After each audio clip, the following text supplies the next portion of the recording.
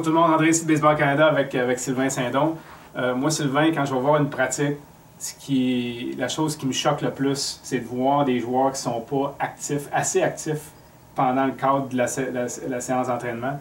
Je trouve qu'on ne favorise pas assez cet élément important-là. Selon toi, qu'est-ce qu'on peut faire pour maximiser le temps d'engagement moteur de nos athlètes pendant une séance d'entraînement? Il faut comprendre que par les plusieurs activités qu'une pratique de baseball peut amener, on peut pratiquer beaucoup de choses. Donc, il faut mettre en action nos joueurs puis les faire bouger beaucoup. Ça, c'est la première règle qu'on peut se donner.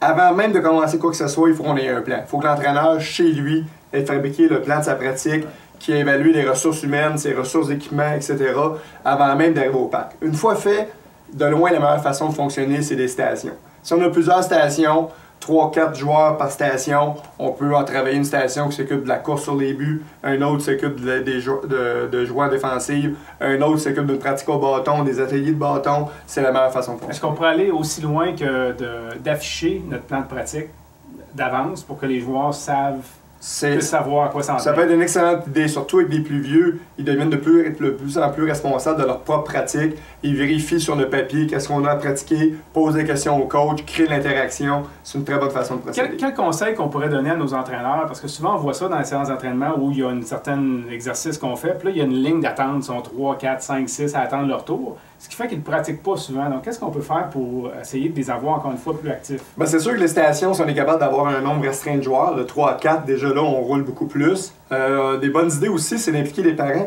Si on a à faire des exercices qui demandent juste qu'on fasse un roulant, pourquoi, en guillemets, gaspiller un entraîneur qui a l'expertise à faire le roulant quand lui pourrait se promener d'une station à l'autre, puis faire bouger davantage son groupe, etc., puis évaluer ça, puis corriger en même temps.